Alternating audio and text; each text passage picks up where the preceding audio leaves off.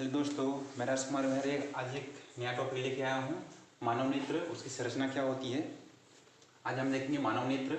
मानव नेत्र ये बना हुआ है, उसका डायग्राम बना हुआ है, यह गोलाकार होता है। इसमें बहुत सारे बिंदु होते हैं, जैसे दृढ़ पटल जो आँख का बाहरी हिस्सा होती है, उसके भीतर फिर कार्निया होती है, सफ़ेद रंग की होती है, फिर आइरिस, पुतली, नेत्र लेंस, ये बहुत सारे होते हैं। अब इसमें दो प्रकार से द्रव होते हैं, काचा द्रव, जलीय द्रव, उस सब को देखेंगे। तो मानव नेत्र, उसकी संरचना में सबसे पहले दृढ़ पटल को देखते हैं। अब दृढ़ पटल होता क्या है, जो ऊपरी हिस्सा है, यहाँ पे दृढ़ पटल लिखा हुआ है। ये आँख का जो ऊपरी हिस्सा है, दृढ़ पटल आँख का ऊपरी हिस्सा है, यह अपारदर्शक होता है। इसका प्रमुख कार्य क्या है, मानव नेत्र उसकी आकृति को बना के रखना। दृष्टिपटल, उसका प्रमुख कार्य मानव नेत्र की आकृति को बनाकर रखना और एक बाहरी चोट से मानव नेत्र की रक्षा करना। दृढ़ पटल क्या है, यह एक बाहरी ऊपरी अपारदर्शक परत है, जिसका प्रमुख कार्य नेत्र की आकृति को बनाकर रखना और नेत्र को बाहरी चोट से बचा के रखना। इसमें और एक पॉइंट होता है, वो है कार्निया, या फिर उसी को श्वेत पटल भी बोलते हैं। श्वेत पटल या फिर कार्निया, यहाँ पे लिखा हुआ है श्वेत पटल या कार्निया, नाम से क्लियर है, ये एक श्वेत परत होती है। इससे क्या होगा, इससे प्रकाश अंदर जाएगी। प्रकाश की जितनी मात्रा अंदर जानी है कार्निया या श्वेत पटल, उससे होकर प्रकाश की मात्रा जाती है। अब यहाँ पे कार्निया को देखो क्या हुआ, पटल ऊपरी हिस्सा और नीचे का हिस्सा दोनों को जोड़ रही है। अर्थात कार्निया क्या है, दृढ़ पटल के ऊपरी हिस्सा तथा नीचे का हिस्सा दोनों को जोड़ने वाली परत भी बोलते हैं। एक परत है जो दृढ़ पटल के ऊपरी हिस्सा और निचले हिस्सा दोनों को जोड़ रही है। श्वेत पटल श्वेत रंग की परत होती है, प्रकाश की मात्रा वहां से होकर अंदर जाती है, आंख में जाती है। और श्वेत पटल ये एक परत है जो दृढ़ पटल की ऊपरी हिस्सा तथा निचला हिस्सा दोनों को जोड़ती है। इसमें एक बिंदु देखते हैं, वो है तीसरा बिंदु, आइरिस। आइरिस मुख्यतः काली रंग की होती है। आइरिस मुख्यतः काले रंग की हो रही है, लेकिन अलग अलग लोगों के लिए देखेंगे तो ये अलग अलग होता है। ये काले रंग का परत है, इसका ज्यादातर भाग काले रंग का होता है, प्लस अलग अलग लोगों के लिए देखेंगे तो ये किसी का काला होता है, किसी का भूरा होता है, लगभग काला होता है लेकिन थोड़ा अलग अलग होता है। अलग अलग आंख के लिए बोलेंगे तो ये अलग होता है। आइरिस क्या होता है, काले रंग का एक पर्दा है जो मुख्यतः काले रंग से बना हुआ है। इसमें अलग अलग लोगों के लिए अलग अलग रंग होती है, अर्थात रंग काले के समान होगी। जैसे किसी का थोड़ी सी ज्यादा काला, किसी का कम काला, भूरा, ऐसे नहीं कि हरा या लाल हो जाएगा। अब पुतली देख लेते हैं, चौथा पॉइंट है पुतली। ये क्या होता है, आइरिस के बीच में एक छोटा सा छिद्र है। पुतली आइरिस के बीच में एक छोटा सा छिद्र है जो स्वतः छोटा या फिर बड़ा हो जाता है। पुतली क्या है, एक छोटा सा छिद्र है जो स्वतः छोटा हो जाता है या फिर स्वतः बड़ा हो जाता है, ताकि आवश्यक मात्रा के प्रकाश ही आंख के अंदर जा सके। अब छोटा कब होती है, जैसे अंधेरा है, अंधेरा में यह बड़ा हो जाएगा ताकि ज्यादा मात्रा में प्रकाश आ सके। और छोटा कब होता है, जैसे तीव्र प्रकाश है, तीव्र प्रकाश यानी कि प्रकाश की ज्यादा मात्रा है तो वहां पे छोटा हो जाएगा ताकि प्रकाश की एक निश्चित मात्रा ही आंख के अंदर जा सके। अब अंधेरे में कितनी होती है, अंधेरा है तो अंधेरा में जब पुतली छोटा हो जाता है उस समय हो जाता है और तीव्र प्रकाश में छोटा हो जाता है। अंधेरा में इसका व्यास ये 1 सेंटीमीटर उसके आसपास होती है, जबकि तीव्र प्रकाश में ये छोटा हो जाता है और 0.1 सेंटीमीटर उसके पास उसकी व्यास होती है। पुतली क्या देख लिए, आइरिस के बीच में एक छोटा सा छिद्र होता है जो तीव्र प्रकाश में स्वतः छोटा हो जाता है और अंधेरे में स्वतः बड़ा हो जाता है। अब तीव्र प्रकाश में स्वतः छोटा हो रहा है तो 0.1 सेंटीमीटर और अंधेरे में बड़ा हो रहा है तो ये 1 सेंटीमीटर उसकी व्यास होती है। क्या क्या देख लिए? दृढ़ पटल, कार्निया, आइरिस, पुतली। अब एक टॉपिक देखते हैं, उसमें है नेत्र लेंस। आइरिस के पीछे का भाग होता है, नेत्र लेंस आइरिस के पीछे का भाग होता है जिसे नेत्र लेंस बोलते हैं। ये नेत्र लेंस एक उत्तल लेंस होता है। अब नेत्र लेंस में प्रतिबिंब बनेगा, वो प्रतिबिंब रेटिना में बनता है। नेत्र लेंस क्या है? आइरिस के पीछे का भाग है, आइरिस के पीछे का भाग है, उसी को नेत्र लेंस बोलते हैं। ये एक उत्तल लेंस होता है, उत्तल पारदर्शक लेंस होती है, बहुत मुलायम होती है। नेत्र लेंस से प्रतिबिंब बनता है, वो प्रतिबिंब कहाँ बनेगा?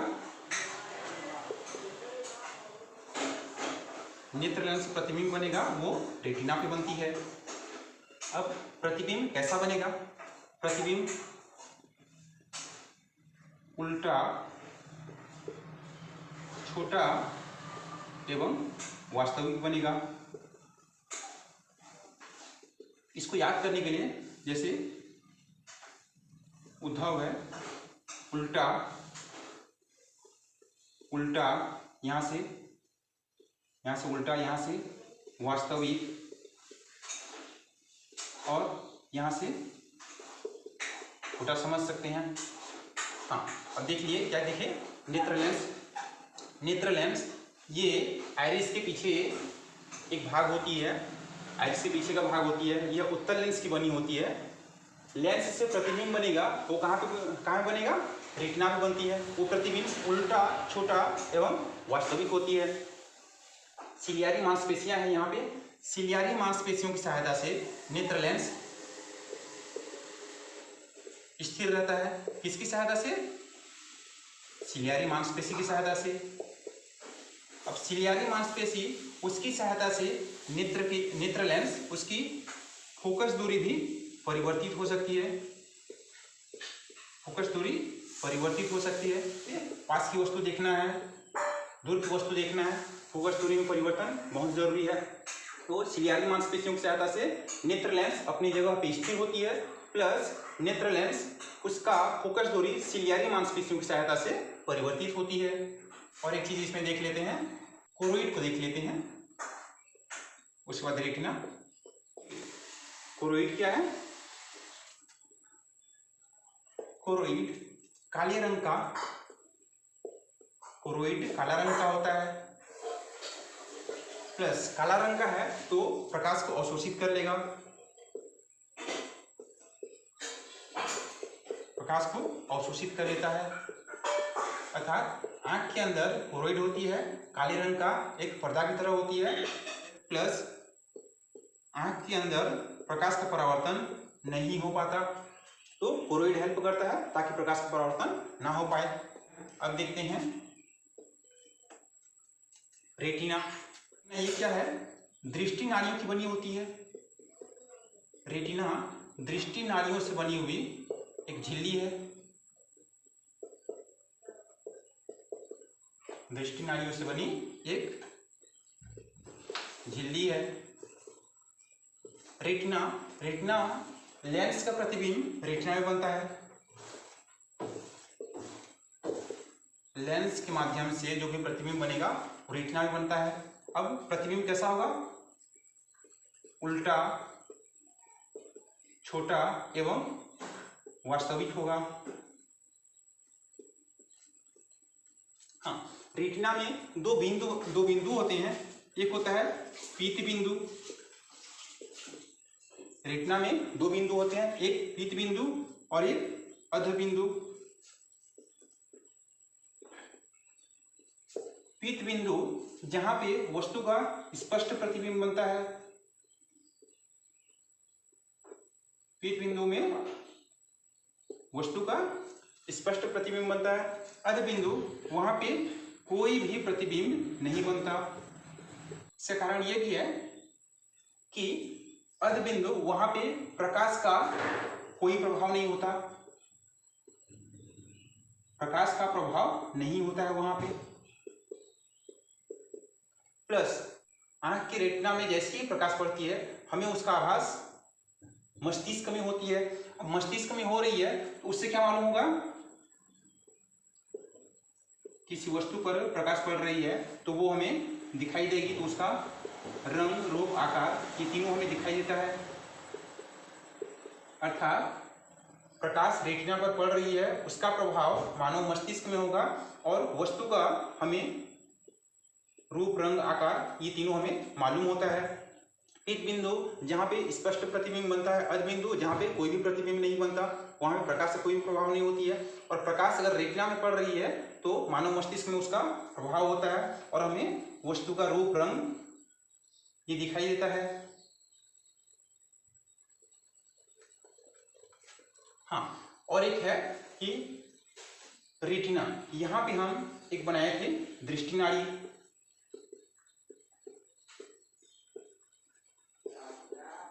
रेटिना, वहां से दृष्टि नाड़ियां निकलती हैं जो मानव मस्तिष्क की ओर जाती है। कांचाभ द्रव,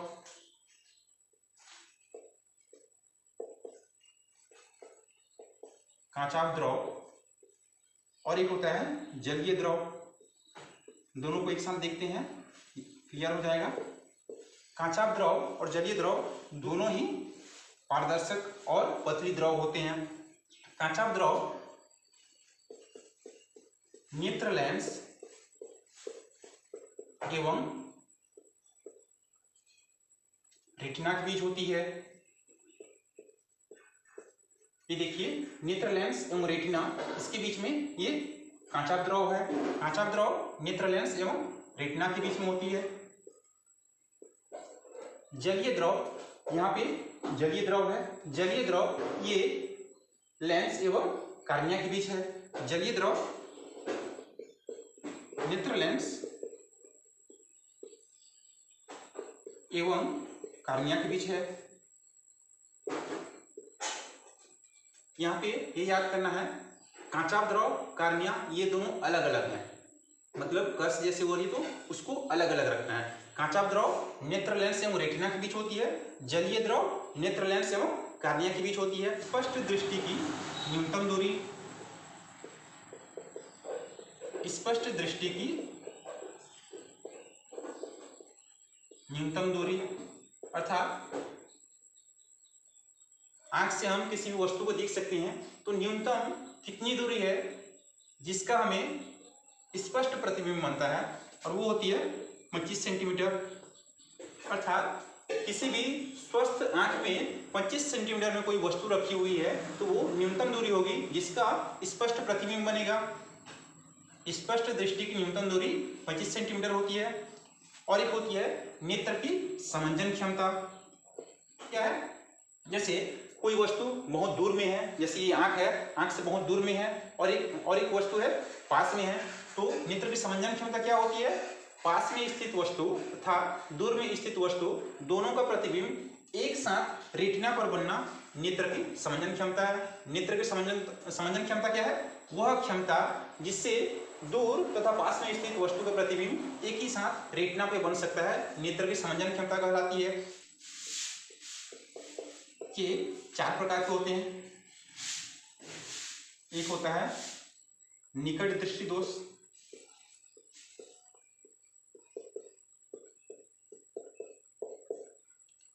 दूसरा होता है दूर दृष्टि दोष, तीसरा होता है जरा दृष्टि दोष,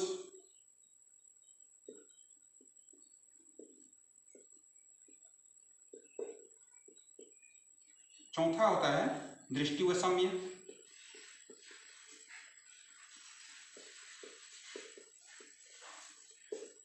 हाँ, निकट दृष्टि दोष, जब कोई भी व्यक्ति निकट की वस्तु को देखता है, दूर की वस्तु को नहीं देख सकता। यहाँ पे नाम में ये लग रहा है निकट दृष्टि दोष, अर्थात निकट का नहीं देख पाएगा, ऐसे नहीं है।